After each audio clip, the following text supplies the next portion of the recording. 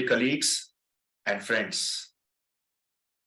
It's a pleasure to once again welcome you back to another new episode of the Quest for Excellence series, Season 2, brought to you by Intellectus Consulting.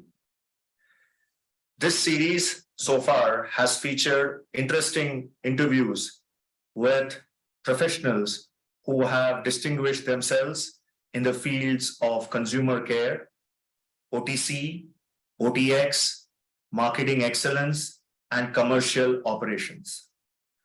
As you all are aware by now, the Quest for Excellence series is an endeavor brought to you by Intellectus Consulting for raising and promoting the highest standards of marketing excellence in our pharmaceutical industry. We have identified 5 broad themes or domains on which we intend to pursue the highest standards of excellence. And these include brand building excellence, marketing excellence, strategy excellence, commercial excellence, and finally, leadership excellence.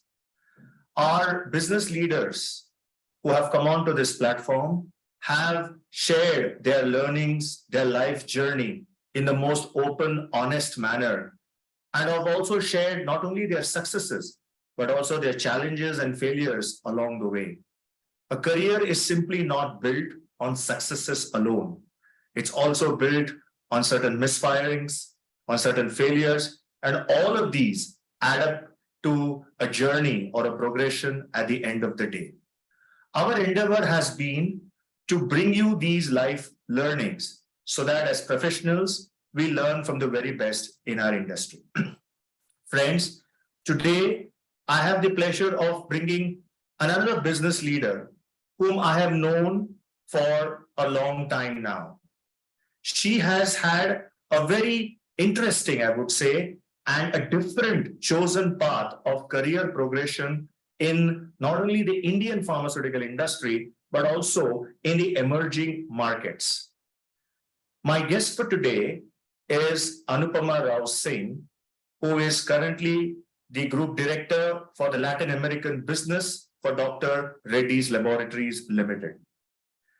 Anupama handles the commercial operations of the Latin American markets like Chile, Brazil, Colombia, Jamaica, and other Latin markets.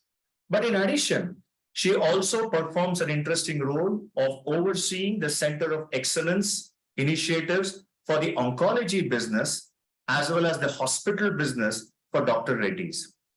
In a way, she is responsible for not only delivering the commercial P&L responsibility because of her being virtually the head of the LATAM business, but she also performs a staff role or a staff function of driving Center of Excellence initiatives of Dr. Reddy's in oncology and hospital care. It is truly a mix of both responsibilities, and I, for one, would be keen to understand more about this role. Anupama is a MBA, and she started her career way back in 2001 when she joined Dr. Reddy's as a brand management trainee, and then worked in her first stint with DRL for about 4.5 years, looking after the pain management and gynecology portfolios. Thereafter, she moved to Pfizer, and it was at this time that she moved from primary care kind of a business in DRL to a super specialty business, namely oncology. For the next 8 years, she devoted herself to building the business of oncology in Pfizer India, during which she launched some of the most patented important products for the management of cancer, as well as also launching other generics. We are given to understand that she almost handled a portfolio of 15 brands and also had a leadership responsibility of 4 people. She was instrumental in initiating first-in-class innovative patient services, biomarker studies for the various brands of Pfizer. In 2014, after a very distinguished service with Pfizer, she joined back Dr. Reddy's as the Associate Director in the Center of Excellence business of DRL. Here, she again was responsible for driving strategic marketing initiatives across emerging markets and has progressed considerably through the years of working with the organization in not only geographical responsibility, but also in terms of job roles and also in terms of job responsibility. Friends, today she not only overlooks the LATAM markets, but she also performs, as I said earlier, the COE role. It's really interesting, and I'm very happy to have her on our show today because that's a journey that we would all want to understand how to build careers by making transitions not only from domestic business to the international markets, but also how do you make the necessary transitions from one geography to the other, and how do you also deliver results when you move from different therapy areas. With this, I look forward to the interaction with Anupama. Thanks on behalf, first of all, of the organization, on behalf of my own personal self. I want to thank you for coming over, taking time off from your schedule, giving us your time, and you're right now having this interaction out of Singapore office. So it's really nice of you to have agreed to come on to our platform. Thanks so much. That's what I wanted to kickstart our conversation. Yeah. Thank you for the invitation, and thank you for this wonderful initiative that chronicles the journey of commercial excellence and marketing excellence. I think it's very useful for a lot of the younger generation that's entering into the pharma industry. So thanks for the invitation, Shailesh. No, my pleasure, Anupama. So I want to straight jumpstart in the conversation, Anupama. And the first thing when I go through your very accomplished 2 decades career, one thing is very stand out, and I thought of straight asking you that question. Your resume is very interesting because it's not that typical vertical growth that most of the industry colleagues do and aspire for, right? Your career has begun in brand management at the domestic level, and then you moved on to and at 3 levels actually. So one is at the business context level. I say it started with domestic, and now you're in international markets, right? Secondly, you made a very beautiful transition from a primary mass care kind of a business to super specialty like oncology, where you distinguish yourself for now, I think almost 14, 15 years of your life, and building brands and businesses. And third important thing is also from geography standpoint, from India to emerging markets. And at 4th level, from an Indian multinational to a true blue-blooded multinational like Pfizer. So, these transitions cannot go unnoticed, right? So I thought of asking you, how would you look back and when you reflect on it, these transitions, were they planned or were they kind of, you went with the flow? So I wanted to start that conversation with you. Yeah, I think such transitions one cannot plan to the last detail. But what was there in my mind is on what I wanted to do, and that was very clear in my head. Obviously, I'm a marketeer at heart. I love building brands. I love pharma marketing, and that's where it all started. So getting into marketing in Dr. Reddy's India business from management trainee onwards, I got a very good foundation and grounding into building big brands, new product launches. How do you handle really, really large mega brands? The first few years of grounding helped me to understand what is pharma marketing all about. And there's no better place to learn than Dr. Reddy's, who were very hands-on in giving the projects, in giving the brands, in giving the exposure to handle brands independently. And that's where I understood that the brand manager actually is the maker or breaker of the brand. And I really got the grounding that at any given point in time, brand can do well if the brand manager is really passionate behind it. And I have seen multiple brand managers in my career as well.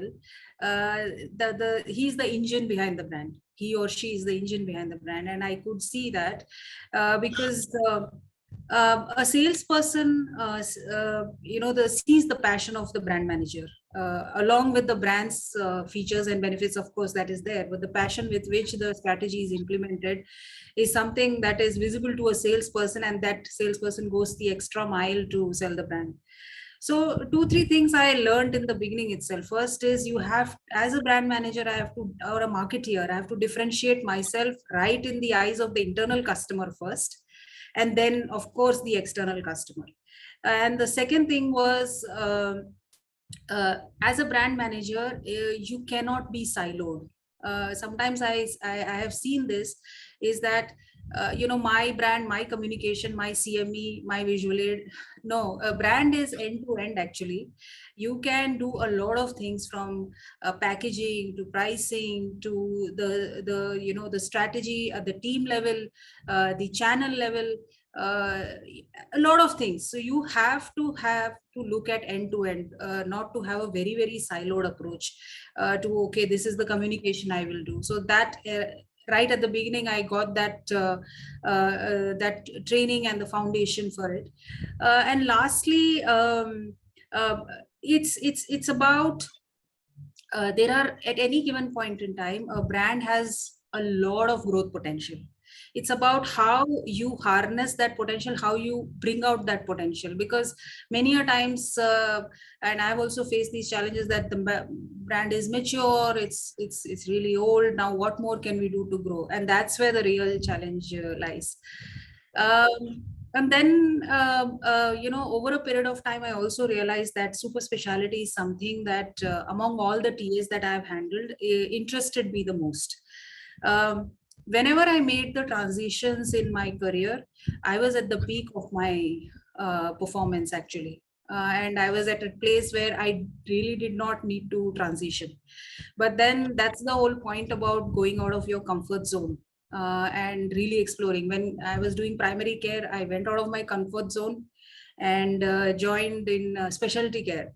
And then specialty care, I had the opportunity to launch a lot of global brands in Pfizer, and that's where the entire international global exposure was something that I cherish and enjoyed. Working with the Asia Pac leadership team, working with the Eastern European leadership team to launch global brands, and uh, you know uh, really understand the Indian nuance to launch global brands.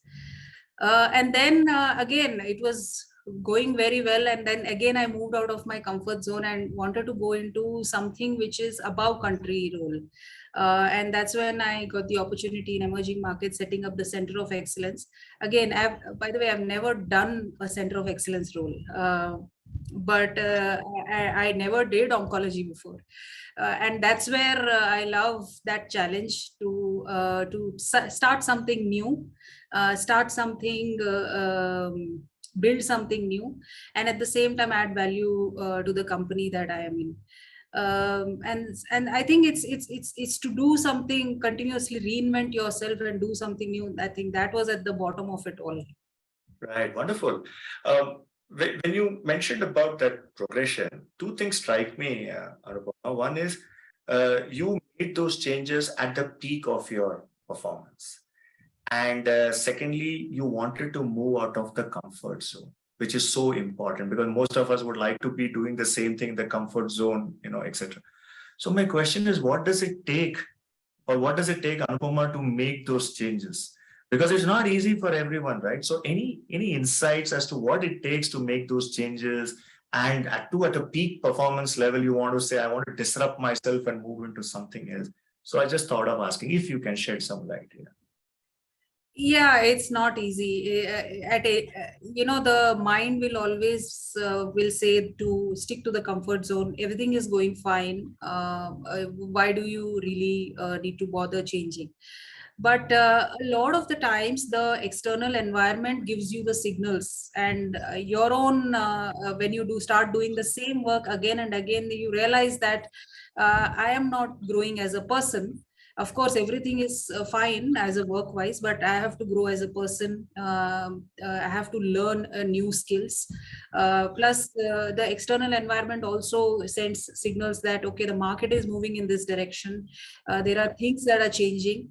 So which is why at that time I realized that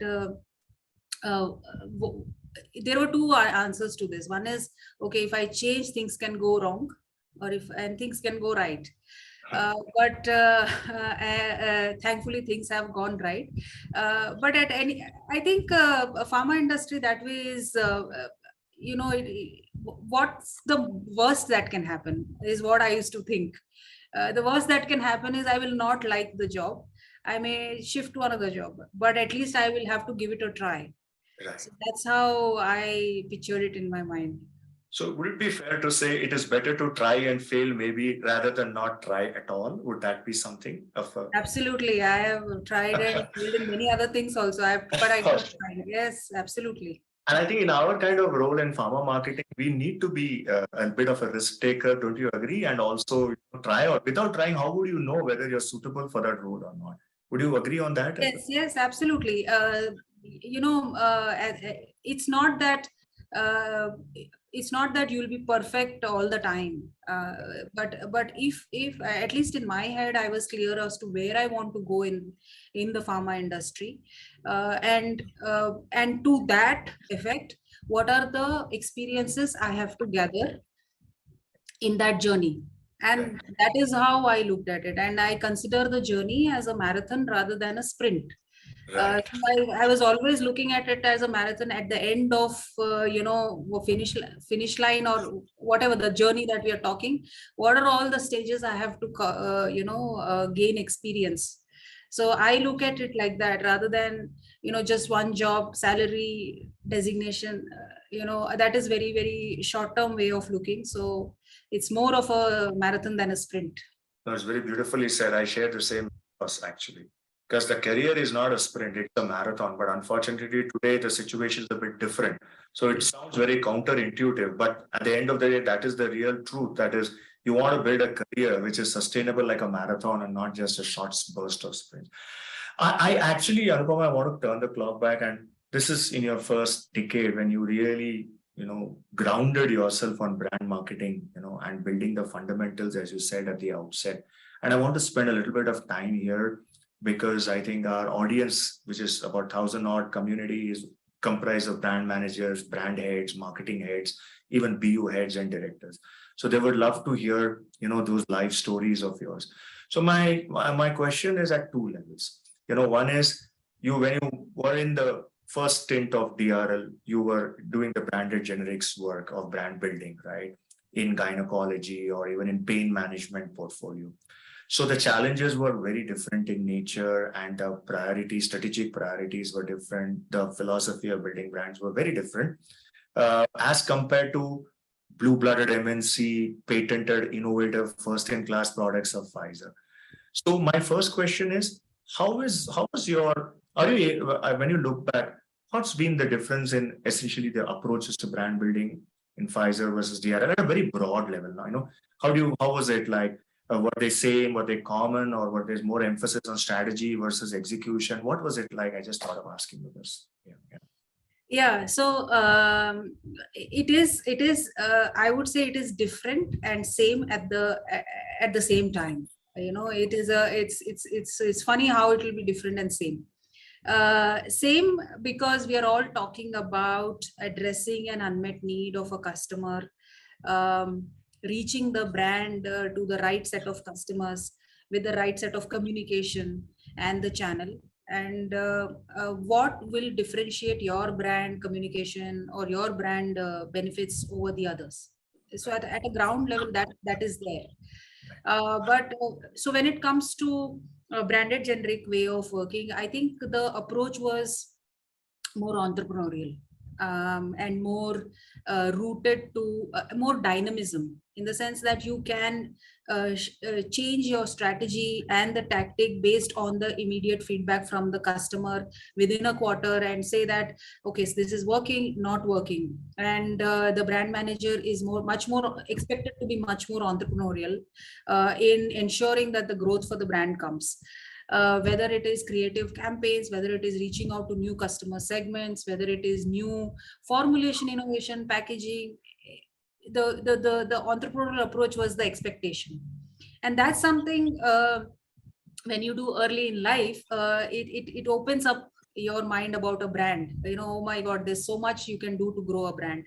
I remember we changed the packaging of one of the gynecology product for pregnancy testing because we realized that the packaging was too old school at that time. And so we went ahead and did the research and changed the brand packaging. And not only there was savings, but also to make it more relevant for the customer.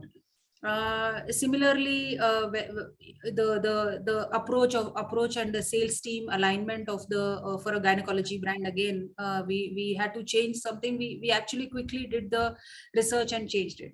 So that's in a branded generic way of brand building.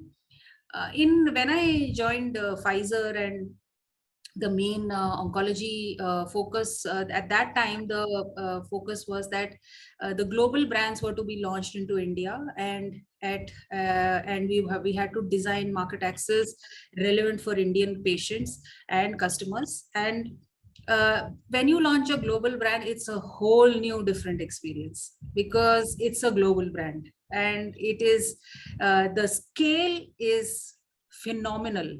Phenomenal. It is the scale what I was here, it was 10x, almost 10x. I would say rather 20x, because when you have the same brand across 50 countries, the approach and the communication and the vision you have for the brand is at a much larger scale. So the scale is something that really was different.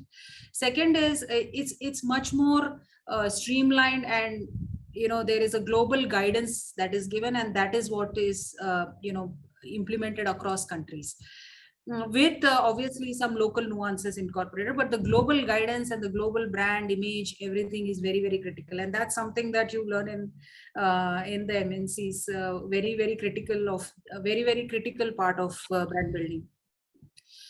The interesting part for Pfizer was they were open to launching high cost, patented products into India, and look at a market access strategy which can make it more affordable for the Indian patients. And that's where a lot of my experience came in.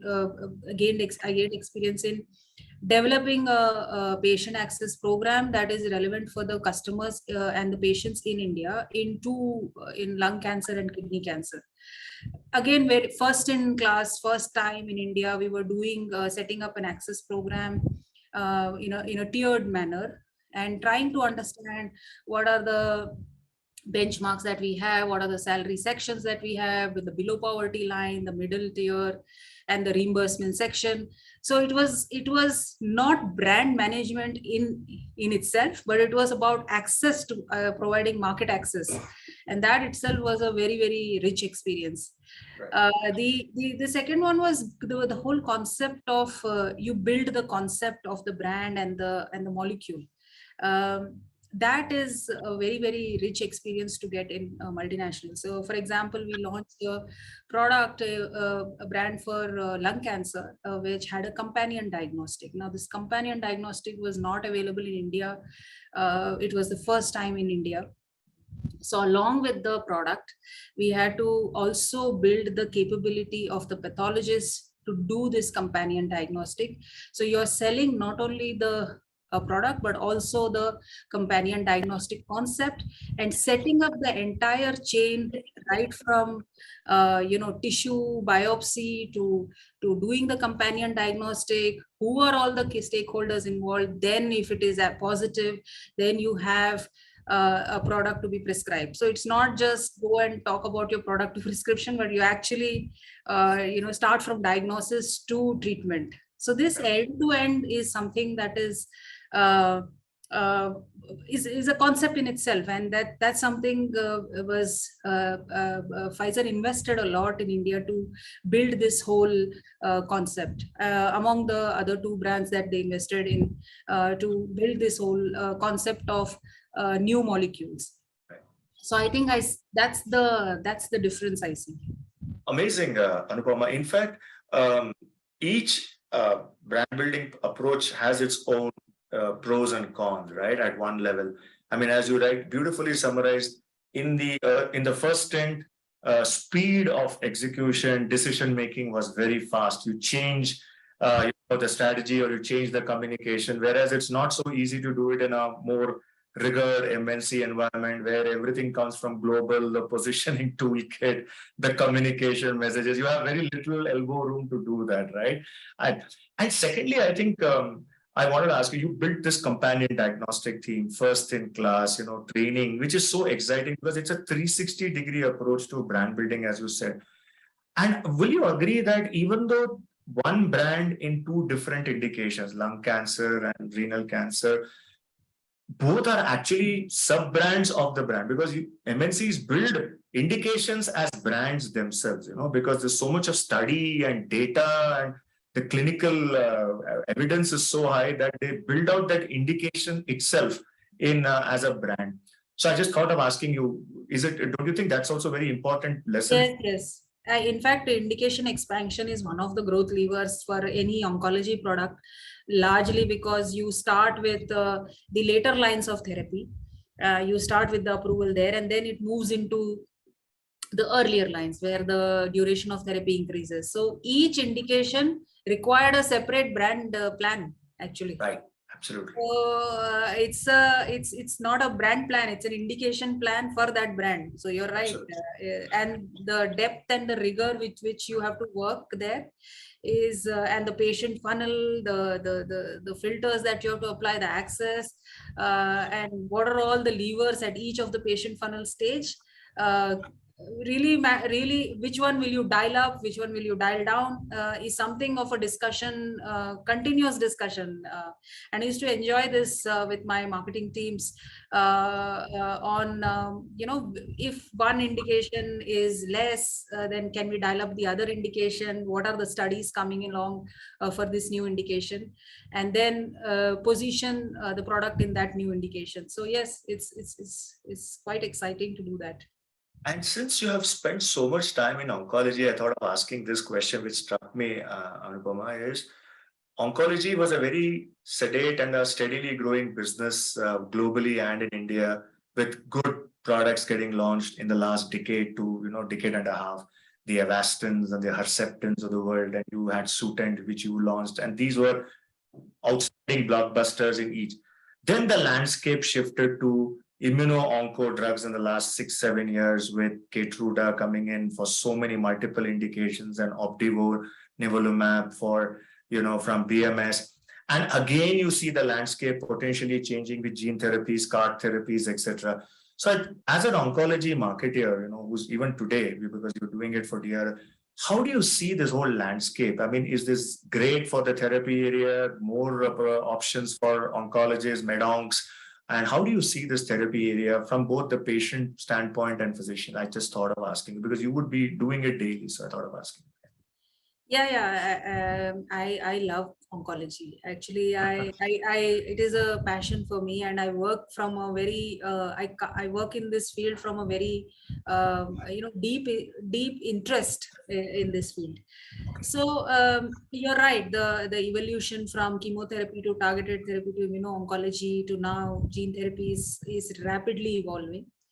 And it is actually in a way good that because everything is now becoming precision medicine and personalized medicine.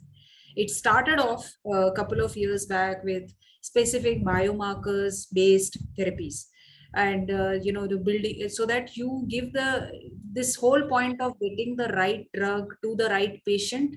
I think it's pioneered the most in oncology, actually, because you're actually identifying the gene that is present, that is going to get treated with the particular drug. So that kind of personalization is actually good for the patient, so that you do not unnecessarily give the wrong drug and wait and watch approach. Of course, one of the things that is staring at us in oncology field is the access part and the pricing part, and that's something that is a very, very big discussion on how do you ensure that while there is innovation happening in the product itself, but how do you make it more accessible to large number of patients in the low and middle income countries? And that's a discussion I think the policymakers and the governments and the regulators are having to get more and more patients. And the companies are also seeing that if we can have specific market access strategies partnerships, public-private partnership with the governments to give access to these immuno-oncology drugs. A lot of work is happening in the biosimilar space for the immuno-oncology as well. Okay. And you see that over a period of time, a lot of the biosimilar versions of the immuno-oncology drugs will be launched, and that will actually improve the access to the patients, including CAR-T. And even CAR-T cells right now, there is an explosion of CAR-T in the world. And whether it is in China, whether it is Korea, or any of the if you see the biotech space, is an explosion of CAR-T. Yes. Here again, I see that the product itself is not the differentiator. That CAR-T will be there everywhere. It's the service of administering the CAR-T that will differentiate. That will be the key differentiator. How fast you can, remove the T cells from the patient, engineer the CAR, and then send it back to the patient, and that administration. This whole service bit can be a very big differentiator, and that brings a lot of opportunities for companies to look at beyond product in oncology. Right. So, exciting field. It's a $200 billion market. It's a $200 billion. And Anupama, this field, what access you also mentioned a while ago when you were talking about the work you did in Pfizer. Access has got different connotations depending upon market structures, right? Whether reimbursable or semi-reimbursable, or like India, essentially out of pocket or self-pay markets. And in India, it's more, funding through your own self, or if you're an insured patient, okay, fine, but there's a limit to it. So your access is, restricted to the insured amount, and you don't have the models of payer reimbursement, etc., which is still coming in. And just around 20% of the population is insured as in India, as per the statistics. So even though these therapies will come in, they are going to be very expensive, right? I mean, like Optivone, etc., are about 50 lakhs plus, and you have the CAR-T. So access has to be really looking at even financial support and assistance to patients. And I have not seen, has much work been done other than just tying up with financial companies, or you think more work needs to be done there so that more access can be driven through financial support as well? Yeah. So yeah, I think it's a complex topic, and it is what I see is that just reducing the price is one aspect that improves maybe affordability, but really getting the access of the medicine there is a whole new ball game of infrastructure as well. So if I see access, it has multiple angles to it. So one is obviously the price of the product itself, and then how you can have. So in Pfizer, we evaluated and implemented. Actually, it was very successfully implemented on the tiered patient access program based on the patient's ability to pay. There was a certain amount they have to pay, and then the rest of the time, the product they will get lifetime free. So that helped the patient to manage the funds and ensure that they could get access to these medicines. And some of the below poverty line patients, we looked at giving it lifetime free. So this whole model of based on the patient affordability, if you can have the pricing modeling, that's one aspect of it. The second aspect is a lot of the companies I see are involved in microfinancing, micro insurance for cancer patients. And while there is a lot of attempt there, we are still to get the model right, actually, because a lot of the time, the moment you say, oh, the diagnosed with cancer, nobody wants to take the risk. But right now, I would say the potential is huge because of these new therapies, the patients are living longer. And therefore, the access is all the more important. So even if an insurance company would like to, invest in this, patient is actually living longer, which is actually a good thing. yes. And lastly, a lot is about the infrastructure for the access of the patients to the oncologist, from the primary care to the oncologist. A lot of the time, it's about the cost of multiple other things, the travel, the stay, the entire hospitalization.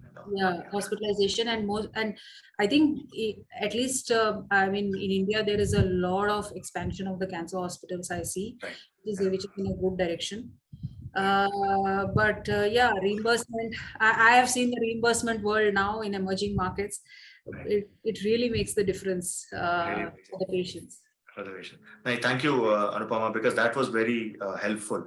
To get an overview of how actually access is a function of multiple variables, right? It's not just reduced pricing or discounting or free patient support program. It's a function of so many other things, tying up with the insurers, getting the product available into formularies, listing, so on and so forth, right? So now I want to come to the part where you are in DRL at a level, at a vantage point, as one is you do the commercial leadership role of heading the P&L business of LATAM, one. And the other hat that you wear is the COE role for oncology and hospitals business. So I'm sure it's a very exciting, but also a very challenging and a demanding role, right? To keep playing this game of hats all the time. So I want to know, what's it like doing this role? What's been your learning? How and what is it that you do which keeps you excited, engaged all the time? And if you can tell us some new initiatives that you're driving in this fantastic, because I haven't seen many people do these kind of roles, so it's very novel for our audience and for me as well to know that. So I thought of asking you that. Yeah. Yes, I get asked this question a lot. Many times people ask me, what exactly do I do? I have the PNL role, I have the COE role. I love both the roles, by the way. So actually, I started off in the Center of Excellence marketing for the hospital and the institutional oncology business because as a company, Dr. Reddy's was focusing on expanding its oncology footprint across emerging markets. Which included expansion into new geographies like the Latin America region, the Asian region, Africa region. And that required a lot of work around go-to-market strategies for a branded generic company. What will it take to succeed in an oncology space in these new markets? So that go-to-market strategy experience was really enriching and fulfilling because as a company, we are new to that country. We are entering with a new therapeutic area. Obviously, the strength that we had, that we are vertically integrated right from API to the formulation. And so what is it that, how will we have a successful GTM? And that's where the whole work around to understand the ecosystem of oncology play, to understand the reimbursement model, to understand what is the differentiator Dr. Reddy's can bring and launch this across 8 markets. 8 new markets was an experience that I lapped up with both hands. I loved it, and I love the fact that as a company we were so focused on the bringing the access to oncology medicines across so many markets. In the process, as we were going deeper, and when you do this kind of work, this is marketing. In a way, it is marketing of the company, but it also involves a lot beyond marketing. It involves sales, it involves key account management, understanding how you will enter formulary entry into a key institution, how do you work with payers, how do you work with, how do you have a team structure.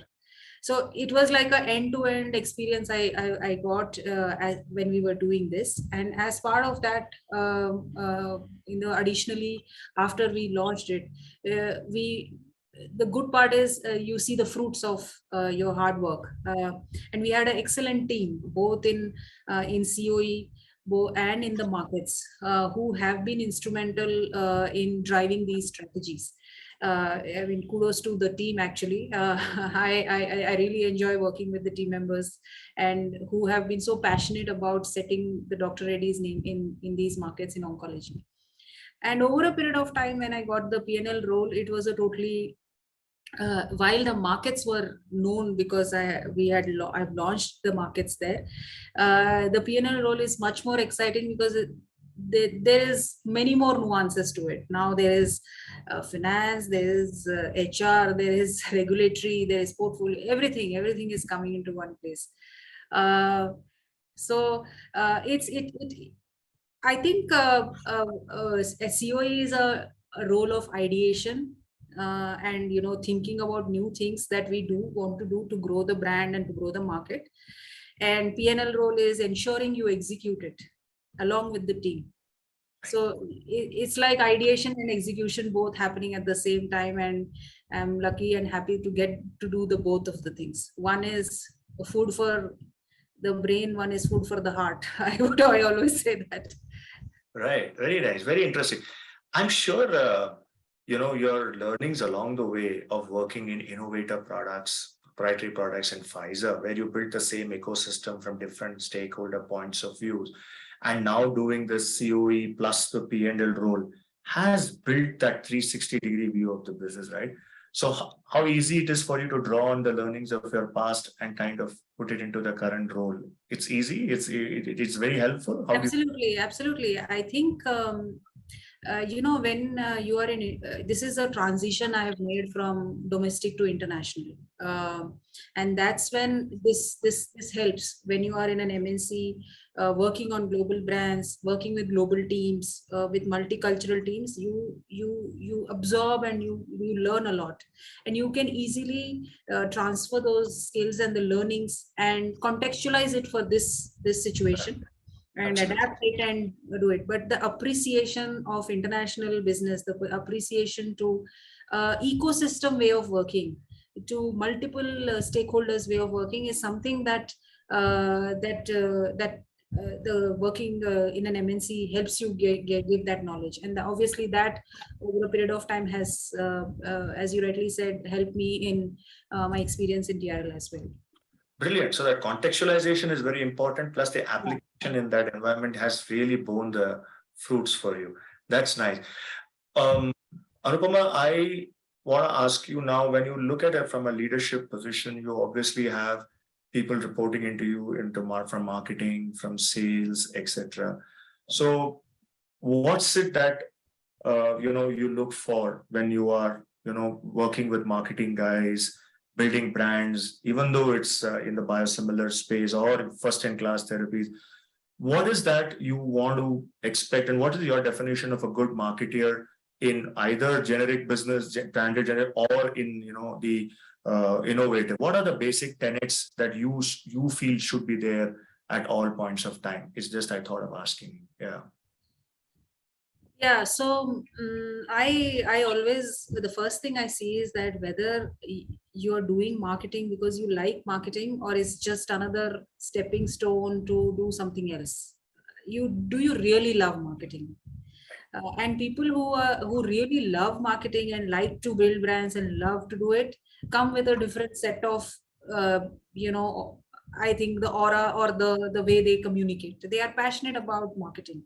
That's very very critical because you should love your function that you are in, Right. or rather believe in the function. May not be love all the time. Second is your how are you able to distinguish between strategy and tactics? A lot of the, a lot of the time I see that we tend to confuse tactics with strategy. uh, Getting the strategy right, even if it is a single sentence, is the toughest thing for a brand. And if you can get the strategy right, that exactly where is it that I want to position this brand for what, uh, that is very very critical. And that I see sometimes marketeers faltering there, and that's something that's very very critical for me, because you can get implement tactics easily, but getting the strategy right is critical. Third is the openness to learn and openness to be a little more entrepreneurial in looking at ways to grow the brand.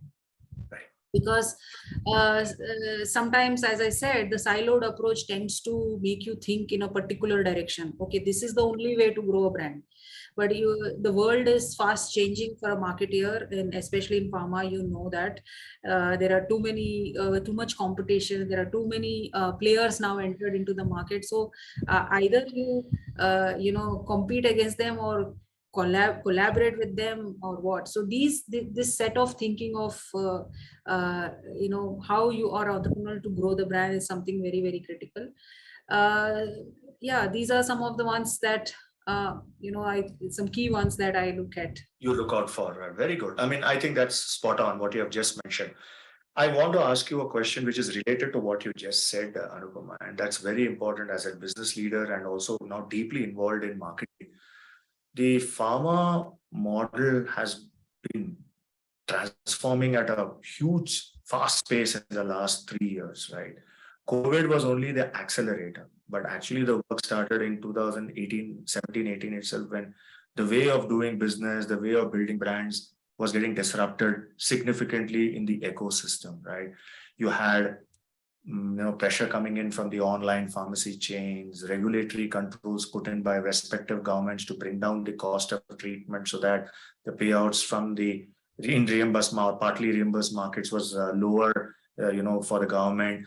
You've seen, digital take on, COVID being a big disruptor, and especially in markets like India, where government is trying to drive compulsory licensing, especially in oncology and rare diseases, etc. And you also see other challenges coming in terms of now, economic strength is coming down. There is down trading of products, so many things, genericization. So there is a lot of uncertainty. And to put it short, VUCA is many people I talk to in the industry say there's a VUCA environment. Definitely things are very foggy. As a business leader, Anupama, at that level, how do you see this? How do you manage this and still stay focused? I thought of asking you this question. I know it's not an easy answer, but what you feel from the heart, please do say that because that's very important. And it has to be an answer which is, as you say, yeah. No, you have very beautifully captured it, and every day is a different day, and I see every day there is a new update, and uh, if I look at international markets now, also every day there is external environment that you cannot control, that there are things changing. So yes, it's a challenging time right now. What I see as a evolution, and more, I think pharma companies are also realizing this. All of us are realizing it is that if we started off as a product offering company, all of us are product is the center of everything, and we have the portfolio, the better products coming in, but that probably is not enough. You probably have to play in the ecosystem and offer it with the patient in the center, the product along with the end-to-end services. And to get that model right is something that I think most of the companies are trying to do. In some of them successfully piloting a lot of things. We are also piloting a lot of things. Uh, the era of having a one brand, global brand, blockbuster brand is probably soon over. Actually, there are blockbuster brands. I'm not saying there are not blockbuster brands, but they are fast becoming genericized. So you will need to continue to step up the game. So there are other allied services that we may have to look at to ensure that the growth happens. Right. The second thing is the power shifting of power among the stakeholders. This is very, very critical because the power used to be with the physician till up to a certain amount of time, but now the entire power is shifting to providers, payers, pharmacists. So there are a lot of shift of powers that is happening, and to recognize that and address those stakeholders will be very, very critical. The single-minded focus to prescriber is not anyway the way forward. And lastly, obviously, you can't do everything yourself. You don't need to do everything yourself. There's a ton of external innovation happening. This is how you can choose to collaborate with those innovations and try out these pilots will really decide the future of growth of the company. Brilliant, Anupama. And based on what you just said, if these are the changes taking place in the external environment, that means it also places more responsibility on today's generation of marketeers, right? That you can't just be a brand manager, but you have to be a business manager, which was spoken in our time, that don't be just brand focused, but now look at the 360-degree ecosystem, look at payers, look at other stakeholders, because there's nothing known as a brand plan per se. Yes, there is, but it's more of a business planning as well, right? Because you are in that specialty area or whichever area which gets impacted by other relevant stakeholders with more power coming in. Any comments on that, Anupama? Because that was also Absolutely. As I said right at the beginning, you can't have a siloed approach to your brand. It's not, and now more so no. it's yeah, a business plan for the brand, and there are multiple ways in which you can grow a brand, protect a brand, brick wall a brand, whatever you call it, but the end of the day, it's about gaining the market share, gaining the growth for the brand, and over and above your competitors. So you have to look at it holistically, both at a stakeholder level, the channel level, the product packaging, everything. You're right. right. Okay. I just wanted to touch upon a question under the last part of our, a couple of more questions. I'll respect your time. Is digital transformation in pharma?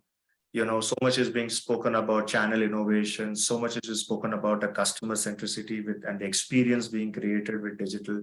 How is DRL? Is it at the edge or it's at the cutting edge right now in your emerging markets in creating digitalized customer experiences? I just thought of asking you, or you still believe on the traditional sales force or a hybrid model? It's just I thought of asking you. I don't know if one can ever risk to believe in traditional model anymore. When the world is, rapidly transforming. So yes, at DRL as well, we are looking at digital transformation in multiple ways, whether it is in the back end, in the front end, at a channel level, at a platform level, at a pull plus level. So a lot of initiatives being done across markets. Digital. But at the end of the day, digital is a mean, that it's not the strategy for the product and the brand and your business is not digital. Digital is the means by which you may want to bring efficiency, connect various stakeholders in an ecosystem. You may want to have a better channel coverage, but the strategy for you is that does not become digital. So that's something that I always try to in my head and in my team's discussions. I say that it's not the strategy, it's the means to do the strategy. Yeah, spot on. My purpose of asking you and leading into that question was to put that message out, because what happens, we have a lot of Gen Z marketeers, right, in our industry today. And I don't know if it's not surprising, 40% of our pharma marketers in India are in Gen Z in the age group of 23 to 35. And they get besotted by the word digitalization, etc. But it's the strategy which is of paramount importance, which actually drives everything. I wanted you to say that, and thank you so much. Because at the end of the day, that's what matters, right? Everything else, channel is the way of me reaching the customer. But you need to have something. You need to have a content, basically what you're going to message out to the customer, which you have been saying right since the beginning. Wonderful. Thank you so much. Anupama, it's been wonderful interacting with you, and we have spent almost 45 plus minutes. And I think I have got probably all that I had to capture about you, your life journey, and more importantly, what strikes me hard is the passion with which you come across, and I think it's not dimmed a wee bit, and I think it should not as well. You have been so committed to brand building. I thought of asking you if you have any closing messages for our audience in terms of how they should build better careers in marketing and even beyond marketing, and that's one. And second is, many of our brand managers or marketing heads want to get into higher roles, right? Like BU roles or general management roles. What would be your advice for them, because they have seen it now, you sharing those learning. What would be your advice at an overall level? I just thought of asking you and closing it. Yeah, so thanks. I think that's for marketeers, for brand managers, aspiring brand managers. One thing I always say is that don't forget that you are the driver in this drive. You are in the driving seat. A lot of the times I see brand managers forget and think that it is everybody else, the marketing head, the sales head, who is driving it. But actually it's the brand manager who drives the entire way forward vision for the brand. If you accept that and internalize that, your approach to brand management will be totally different. That's very, very critical. And in terms of as you make your career growth, I would say that to have as many experiences as possible early on. Early on, you should aim for breadth of experience. Look at multiple therapeutic areas, look at different ways in which you can solve a complex project. I always believe that you should ask to be part of complex projects in the organization around marketing and sales. If marketing and sales is your interest in the organization, and ask to be part of it. Just being part of a complex project and solving a complex problem actually gives you the richness of experience, and Right. that opens up your mind very critically, very well actually. Um, in terms of customer, connect. I always say that my favorite role, a part of the job, is field work. I love field work. I love being in the market on the ground.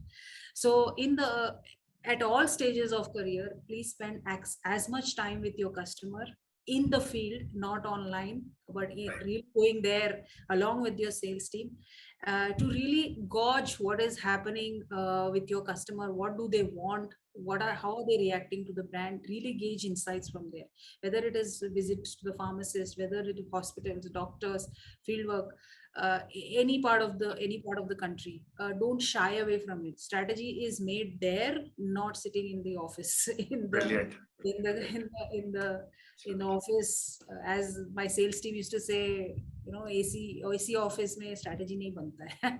Correct. So that Absolutely. on a lighter note, I'm saying that. But yeah, don't lose touch with your customer. The on ground insights, the ability to catch those, that really differentiates you from others. And yeah, I think those are some of the points.